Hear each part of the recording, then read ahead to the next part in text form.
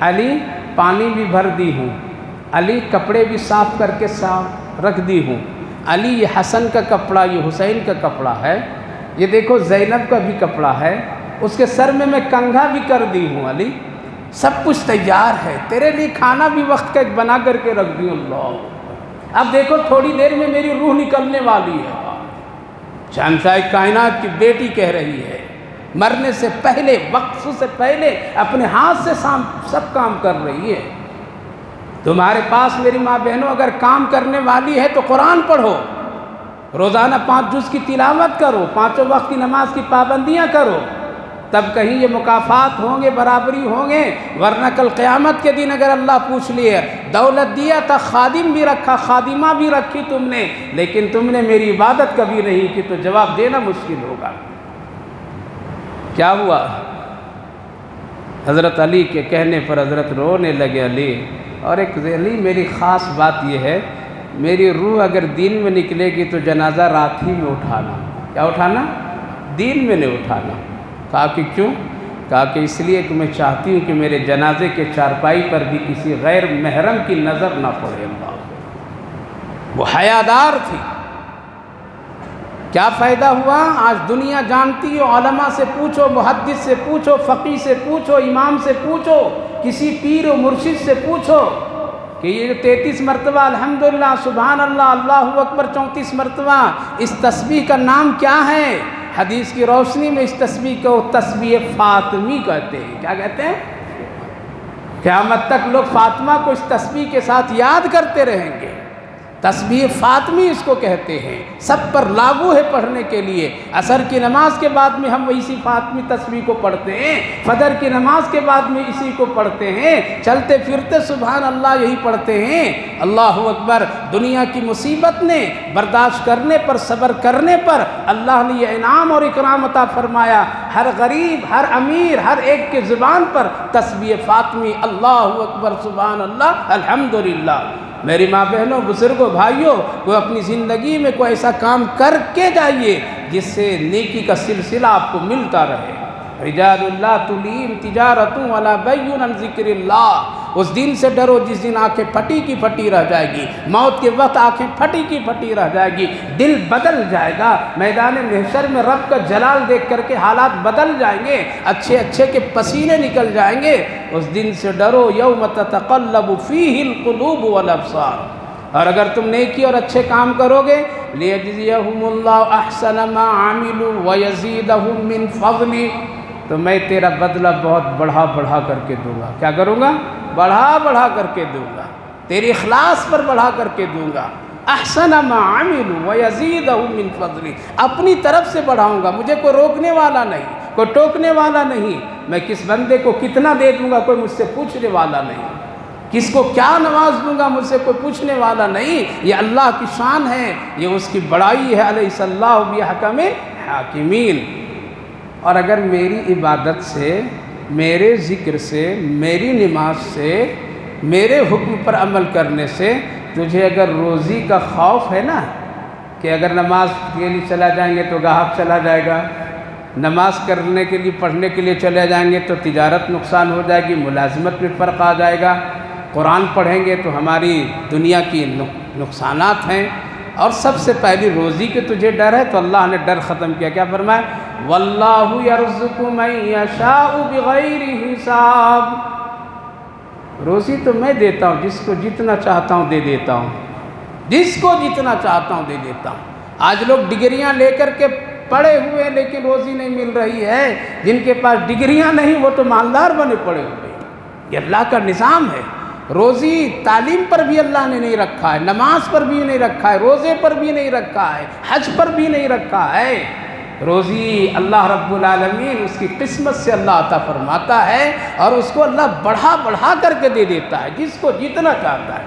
بات ختم کر رہا ہوں۔ حضرت موسیٰ علیہ السلام کے زمانے میں ایک سائل، ضرورت مند، پریشان حال پہنچا اور آ کر کے کہا، موسیٰ علیہ السلام آپ کی بات اللہ سے ہوتی ہے نا، ایک بات میرے بارے میں پوچھ لیجئے۔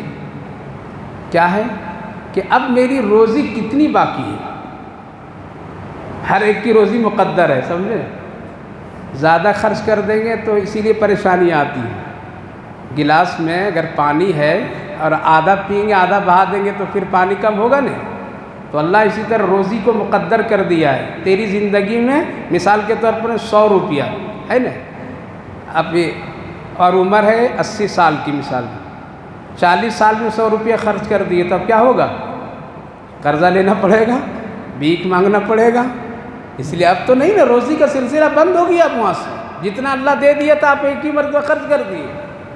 اب تو کمی تو ہوگی، پریشانی آئے گی. اسی لیے اللہ فرمایا ہے دھیرے دھیرے خرچ کرو، حساب سے خرچ کرو، لمٹ سے خرچ کرو، درمیانہ چال سے خرچ کرو. اے موسیٰ علیہ السلام ذرا پوچھ لیجئے میرے اللہ سے کہ میری اب روزی کتنی باقی ہے، یا سب ختم ہو گیا کیا؟ تو اللہ رب العالمین سے پوچھنے پر اللہ نے بتایا کہ اس کے اب صرف 10 ہی روٹی باقی. کتنی؟ 10 ہے اور کچھ بھی نہیں. یہ 10 ختم کر دیا تو پریشانی اس کی دنیا میں آئے گی. شاندار ولیمہ منا لو نا، اس کے بعد دیکھو پھر قرضے میں پڑو گے یا نہیں پڑو گے. کہا کہ بھائی تیری 10 ہی روٹی اور کچھ بھی نہیں ہے. تو کہا کہ ایک کام اور کر دیجئے نا، آپ سے کام ہو جائے گا. کیا؟ کہا اللہ سے کہہ دیجئے 10 روٹی ایک ہی مرتبہ مجھے دے دیں. کیا کریں؟ یہ روک روک کر کے مت دے، ایک ہی مرتبہ دے دیں. بعض بندے بھی اللہ سے جب ضد پر آتے ہیں نا تو اللہ رب العالمین خوش ہوتا ہے.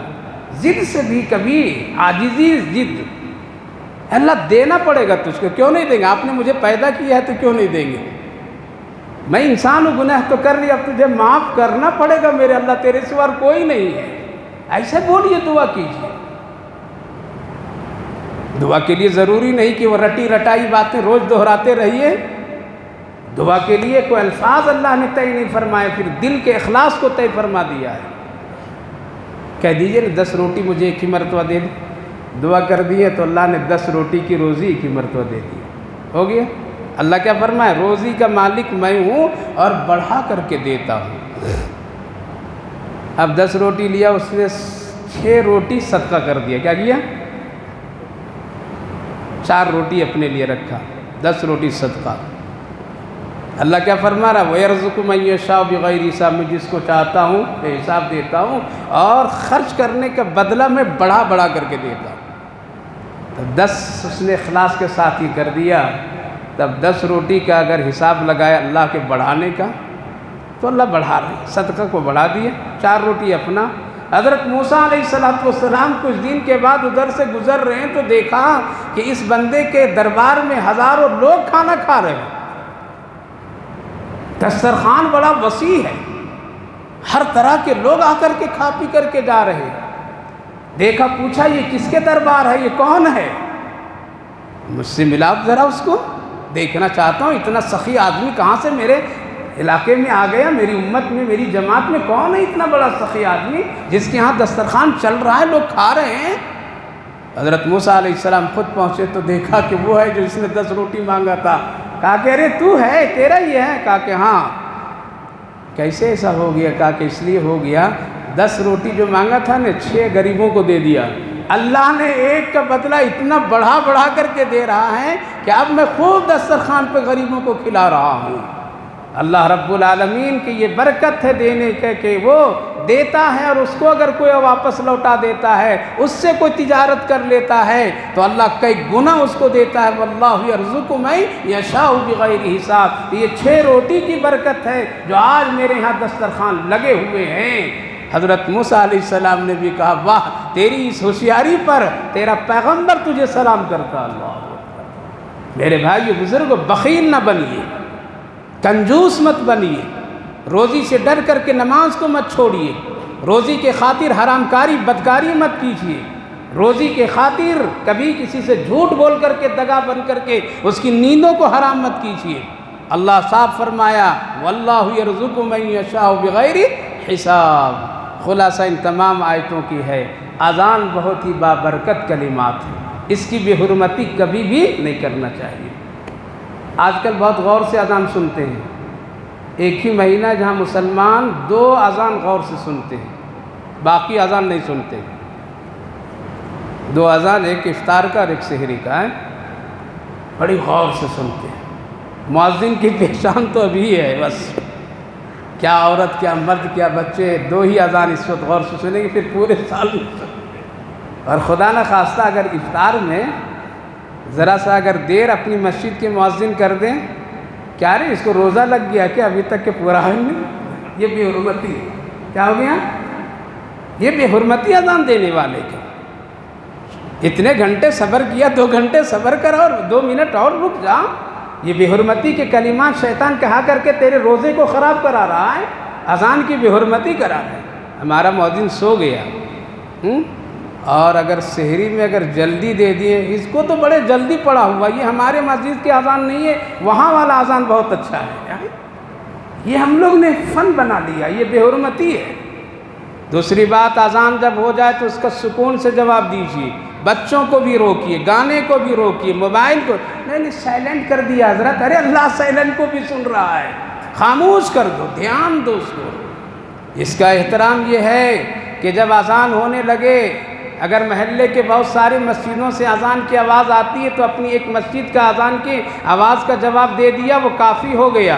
اور جب آپ کی مسجد کی اذان کی آواز آ رہی ہے اور آپ استنجے خانے جانے کے قریب ہیں، رک جائیے، مت جائیے، اذان پوری ہونے دیجیے۔ قسم خدا کی اللہ اس پر مغفرت کے فیصلے فرما دیتا ہے۔ اس نے میرے نام کا احترام کیا، میرے نام کی عزت کیا، اس نے ناپاکی کی حالت میں اور برہنہ ہونے کی حالت میں میرے نام نہیں سننا پسند کیا۔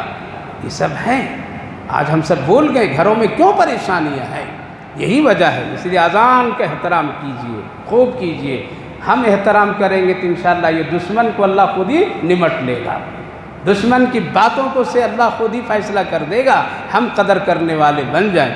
دوسری بات، صبح و شام اللہ کے نام کو ذکر کیجئے، خوب یاد کیجئے، اس میں خیر اور برکت ہے۔ چوتھی بات، تجارت کو بہانہ بنا کر کے نماز مت چھوڑیے، ورنہ ایک دن نماز چھوڑ دے گی تو پھر کوئی نماز جنازہ پڑھنے والا بھی نہیں ہوگا۔ اور سب سے آخری بات یہ میرے بھائی بزرگوں، روزی کے مالک اگر اللہ بنایا ہے تو اللہ کے راستے میں خرچ بھی کیجئے، جتنا دیں گے اللہ اس سے زیادہ دے گا۔ اللہ ہم سبوں کو سمجھ کی عمل کی توفیق نصیب فرمائے۔ آخری یہ کون سا عشرہ چل رہا ہے؟ ارے دوسرا تو چل رہا ہے لیکن نام تو کچھ ہے، مغفرت کا ہے، مغفرت کرا لو، چند دن باقی ہے، مغفرت کرا لیجیے۔ لہذا جو تہجد نہیں شروع کیے، تہجد پڑھیے، آدھا گھنٹہ ذرا رات میں قربانی دو نیند کی، اور دے کر کے ذرا سا اللہ سے مغفرت کرا لیجیے۔ نہیں تو اگر گاڑی نکل گئی تو بس پھر وہ سال آنا بڑا مشکل ہے، کس کی قسمت ہے۔ مغفرت کرا لیجیے، مغفرت